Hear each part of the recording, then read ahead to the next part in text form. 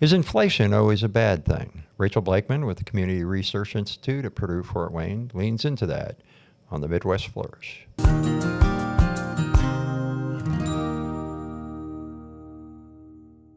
I'm Rick Farrant, and I'm your host for the Midwest Flourish. And we have with us today Rachel Blakeman, who is the director of the Community Research Institute at Purdue Fort Wayne. Welcome, Rachel. Thank you, Rick.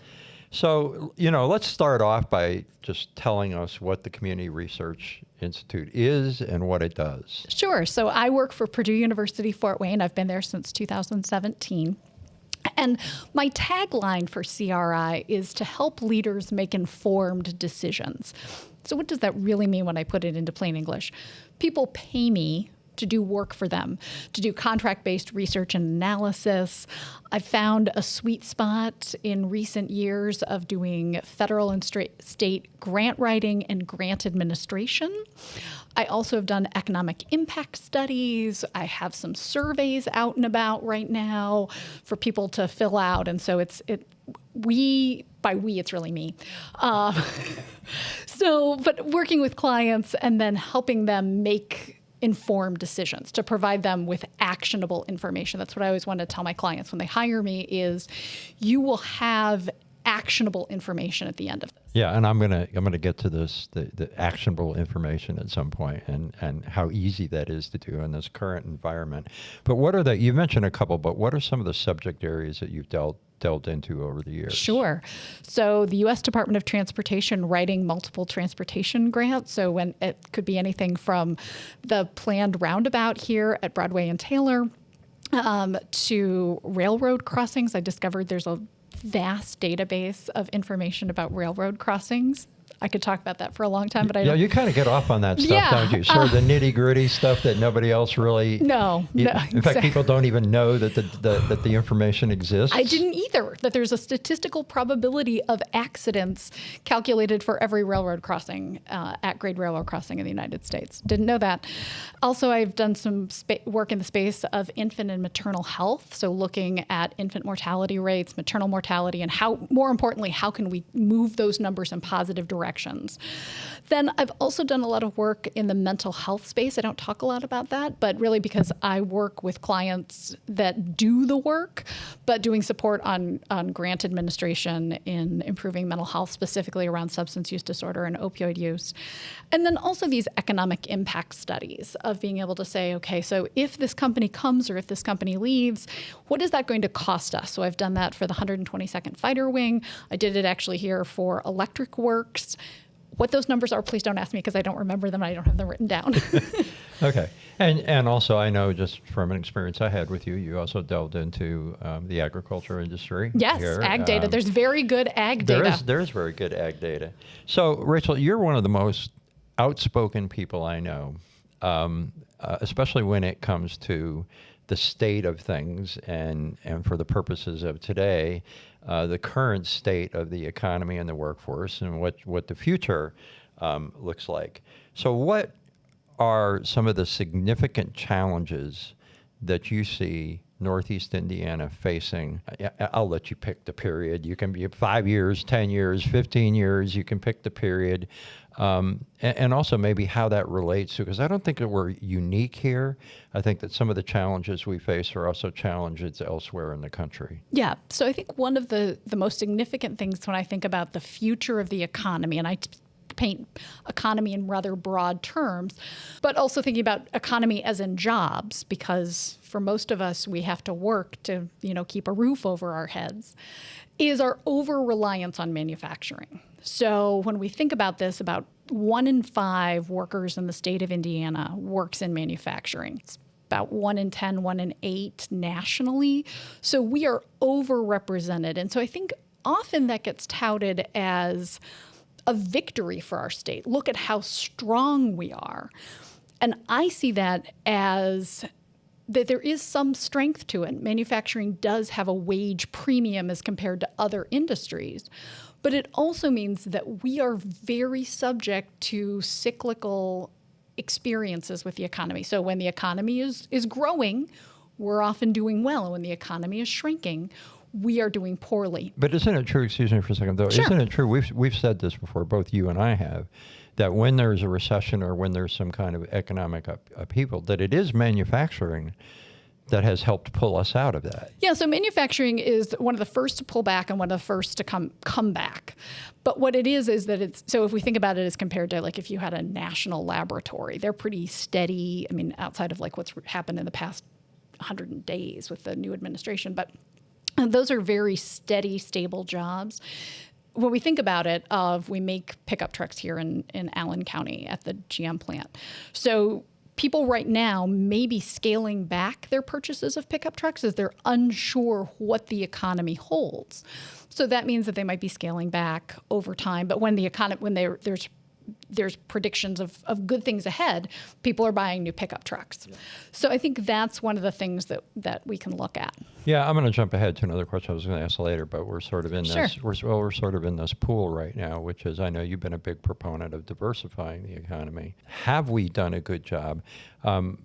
This is my own perspective. Sometimes when we talk about industries or industry segments that we want to go after, it's more aspirational than reality, right?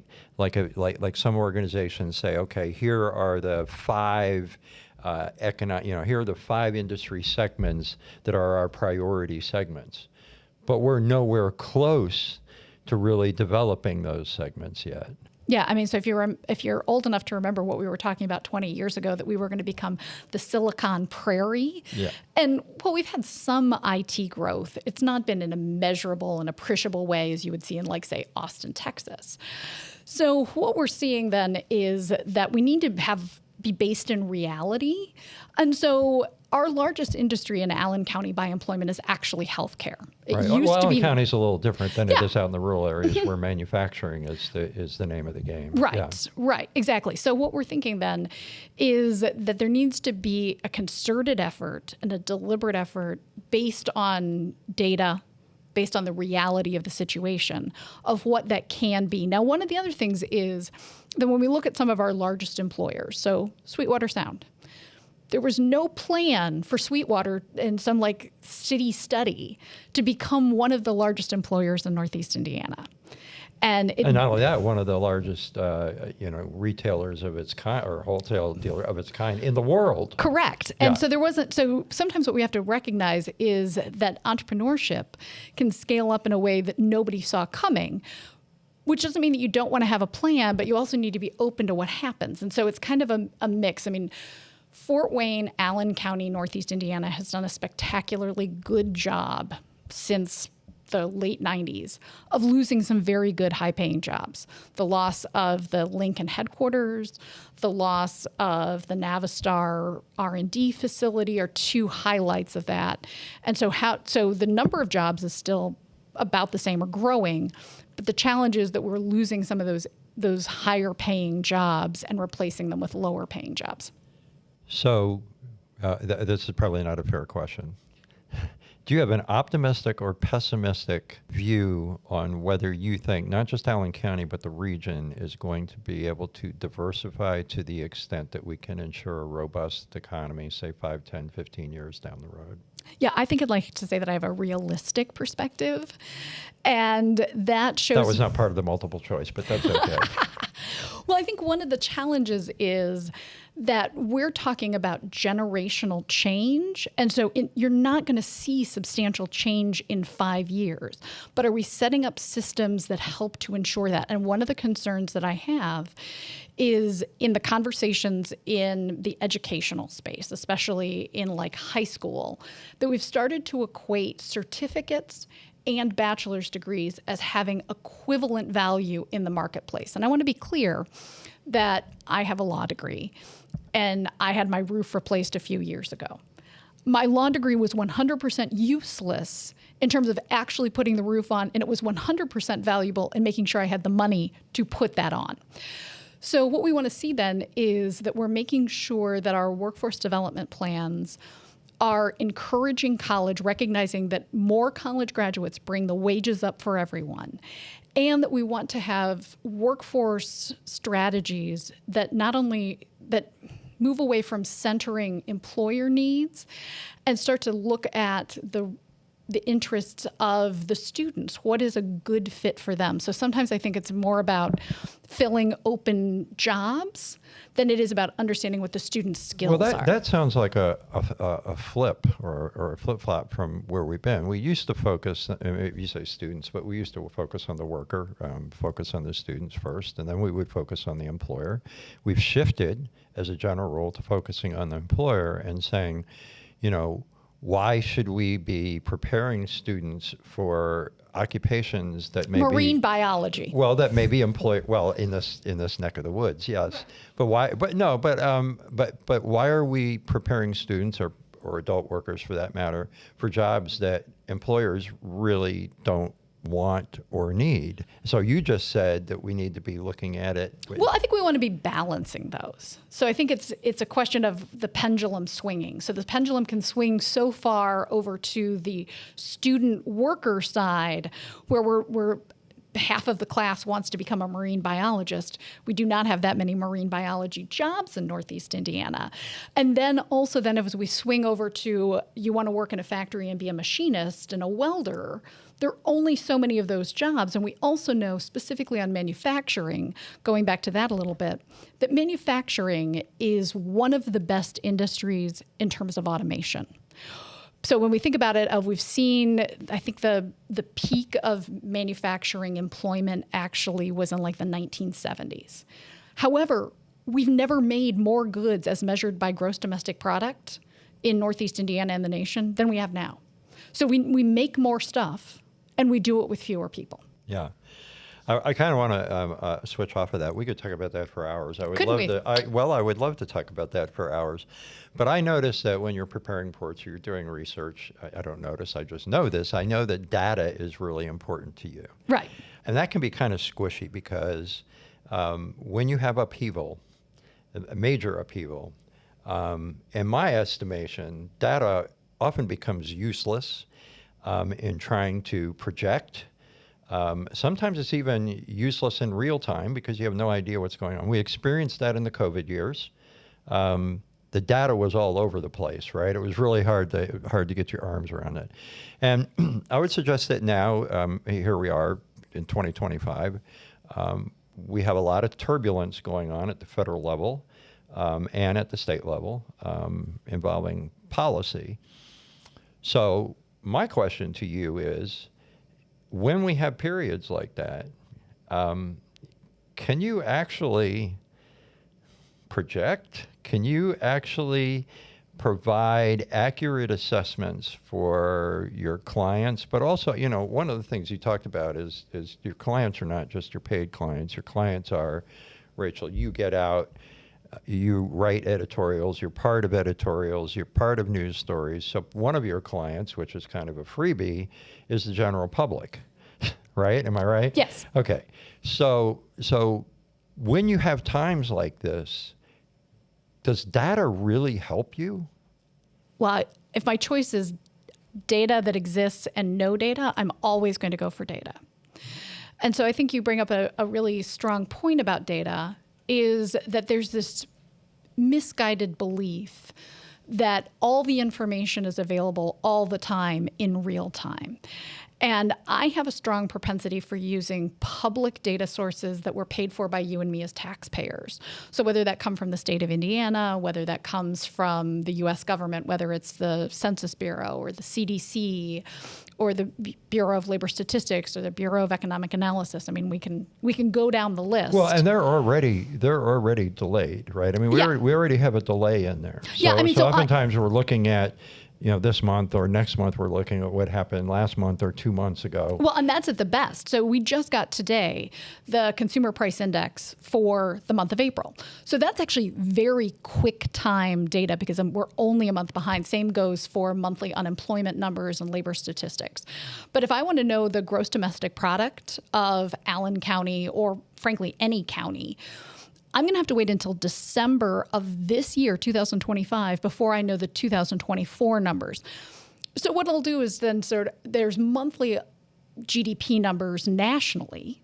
So we can sort of say, okay, if the economy is shrinking nationally, then we can assume that similar things are happening locally. But I can't give you the precise numbers, again, of what's happening right now in 2025 until December 2026. So in some cases, you, correct me if I'm wrong, you're using your innate intelligence and past history to try and give all of us an idea of what's going to happen. Yeah, I mean, I think what we're trying to do is we're trying to say, okay, what do we see that's happening at a national level, using that and then trying to localize it as best we can. And so sometimes we have to kind of throw up our hands and say, you and I were working together in the COVID era of when the onset of COVID. And so I remember you and I looked at the weekly unemployment claims and our eyes just fell out. I mean, wow. Yes, we had an intimate experience with trying to figure things out when they were unfigurable. Right, exactly. And so we've never seen anything like that. So that was one where when we were trying to make, I was getting interviewed and whatnot, and what do you predict? And I literally have no idea because we've never had anything quite like this in the current economy. So the flu of 1918, large pandemic, but that's not the same as the conditions of the economy in 2020. Well, I would suggest that at least in the early part of 2025, I have never seen a market ride like one we've been on either. Correct. I mean, so that's now the game that we're playing, because what we know is that clearly the markets don't like tariffs. So when the tariffs get lifted, the market soars. When the tariffs come back on, the market goes down. They're looking for a level of certainty. And so for those of us who are riding the market and wondering what's going to happen with our 401ks, we're kind of in interesting times. Yeah, they are. And just for clarification, because I think this is important for people who are watching or listening, when we talk about trends, oftentimes there are organizations out there that actually look at trends month to month, and I'm going to get to UI, unemployment, in a minute, but that's one case where you do, unemployment ticked up, unemployment went down, this went up, and it's always a month to month. And month to month does not make a trend, correct? Correct. Okay, what does make a trend? So what I'm looking for is a pattern. And so month over month doesn't show me a pattern. It shows me what happened over a specified period of time. So I'm going to be looking at something where I want to be seeing over 3, 4, 6 months. And what am I seeing on a trend line as I'm following that? Am I seeing things going up? Am I seeing things going down? Are things staying flat? So really, I'm looking for a larger body of evidence. So there were some recently announcements about RV layoffs in LaGrange County. And so I got interviewed on downtown, standing on the side of the street by Wayne, asking me, does this make a trend? And I said, no, because I now have 2 plants with 1 manufacturer. I don't call that a trend. I call that an event. How did you get that interview? Was that a planned interview, or did they just think that you were just somebody? They called me, and then I ended up being downtown. Because they picked an interesting person. No. It was not man on the street. Okay. So I suspect, though, that a lot of people don't spend a lot of time looking at trends. Your average person doesn't.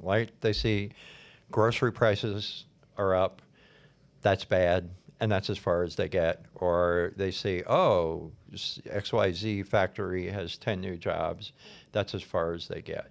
That's my assumption, that a lot of people don't look at the trends. Is there a reason or reasons for why they should look trends a little bit farther beyond their nose? I mean, I think so. It can be kind of engaging in a level of entertainment. Which is, so I have this very curious time series on my phone of pictures of egg prices at a grocery store. I started taking them a few years ago, and I have one from then when eggs were $1.99 a dozen, and we thought that was really expensive. I didn't realize that they were going to cross over $5 in the future. So I have this amazing time series of egg prices. I think that also most people have other things they want to be doing with their time than trying to identify pricing trends. And so I kind of think that they should leave that to us. They're going to be aware of it because, so depending on how price conscious you are, you may be recognizing the cost of a gallon of milk, where your grocery prices are going over time. If you have an apartment, what is your rent increase going to be next time you renew your lease? So there's things like that. But they're often very isolated because you only know what your rent went up for your apartment. You don't know what's happening with rent prices overall. And I kind of think that people have better things to do with their time than try to identify the trends, and they can leave that to the professionals. Or the number geeks. Or their number geeks, yeah. Yeah. I mean, I would call myself that too, right? Who just love diving into that stuff, right? So unemployment. A lot of people look at the unemployment rates as sometimes exclusively, the measuring stick for not only what's happening in the workforce, but what's happening in the economy. But it's a lot more complex than that. What are some of the other things that people need to be looking at when they're assessing not only the current state of the economy, but what it might look like down the road? Yeah. So one of the challenges with using unemployment as a measure of the economy is that employment is considered to be what we call a lagging indicator. So it is reflecting back, not looking forward. I'm not going to say that it doesn't have any future value to it, especially because our economy is so responsive to local conditions with its tie to manufacturing. But so things such as like housing starts nationally are recognized as a leading indicator because the belief of starting a house that you're going to be able to finish, close on it, and continue to have your job shows that there's a confidence in the market. So I think that other things that, like, I'm focused on the Consumer Price Index, CPI, because it comes out monthly and we get a localized version for the Midwest so we can see. And also because inflation has been such a story in the past 4 years, that where are prices going? And then also there's an added indicator now of thinking about how tariffs will increase that. I pay attention to what the Fed is doing. But that's what, every other month of the Federal Open Markets Committee decision by the Federal Reserve. So there's lots of different numbers and trying to put all of those pieces together to tell a larger story about that. And at the end of the day, the story that you're thinking about is what's happening at your house. So maybe you're getting prepared for retirement and you're concerned about what the market is doing. Whereas if you're in your early 20s, buy the stocks, buy the dip, they are on sale. Well, just leave them there. And you have theoretically plenty of years right. to weather whatever right. storms come your way. Talk a little bit about, because I know we have people out there that might be on the cusp of actually being economists, but for the layperson, the CPI is what? So it's the Consumer Price Index. So it tracks a large basket of goods and services and tracks those prices over time, whether they're going up or going down. So one of the first things that we saw in the pandemic era was the price increases of used cars. If you remember that there were difficulties of getting the computer chips, and so suddenly your used car was going up in value rather than going down. And those are really easy. Then don't buy a used car if you don't have to. You can avoid that. So it's looking at it a large market basket. So if you own your house and you have a fixed rate mortgage, the rent prices going up or down has zero influence on your household. But it may have a very big influence on you if you're a business owner, because as rent prices go up, that means more money that's not going into the economy for people to use at a restaurant, to be able to use to travel, to do those discretionary purchases. So if the Consumer Price Index goes up, that means what? If it goes down, that means what? Yeah, so the target is a 2% inflation rate over time. So we actually do want inflation because for those of us who are old enough to remember, we had deflation thereabouts 2010, 2009 in the Great Recession. And I'm seeing some comments online from like TikTok people who are saying like we really want, like they're really cheering on deflation. They're like, we really want housing prices to come down.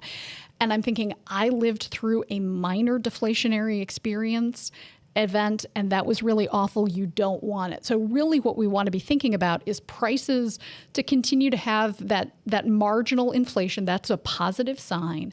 What we need is our wages to catch up. So prices kind of stay relatively even, and then we get bigger paychecks. Yeah. I'd go for bigger paychecks. I'm always in favor of that. So I'm gonna quote something.